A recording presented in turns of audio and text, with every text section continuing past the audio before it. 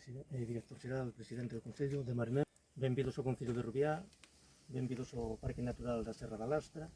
A verdade é que eu teño que dicir que hai uns meses, cando nos dixeron de que esta prova ciclista se iba a desarrollar aquí no Concello de Rubiá e no Parque da Serra da Lastra, pois sentí unha satisfacción enorme, pero bueno, unha vez que estamos aquí e vemos como vai a ser o itinerario que ten, pois a verdade é que a satisfacción é moito maior, é enorme, porque eu creo que vai a ser unha prova espectacular, non só polo recorrido, sino porque hai que ter en conta que esa prova vai se desarrollar no mes de outubro, é dicir, en pleno outono.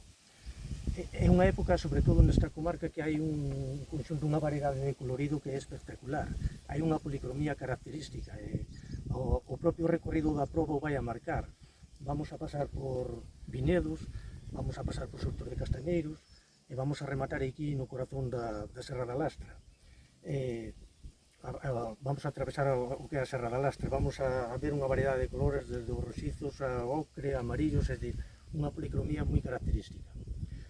Pasaremos polo Parque da Serra da Lastra. Este parque podemos dicir que é unha pequena xoia que temos aquí en Valdeorras, unha pequena xoia de pouco máis de 3.000 hectáreas de monte protegido, con 10 rutas perfectamente definidas e diseñadas, con varios miradores espectaculares, un deles estamos aquí agora, con varios povos singulares e dignos de visitar, como pode ser aquí ao lado Pardollán, Vilar de Silva, Covas, ca propia vía romana, que son os tramos mellor conservados, e algúns deles perfectamente recuperados, están aí para ver, é dicir, dispón de un conxunto de elementos, de un conxunto de valores, de un conxunto de activos que o fain, eu creo que máis que apetecible para que alguén poda vir aquí, se non uns días, polo menos un día ou cando menos unhas horas.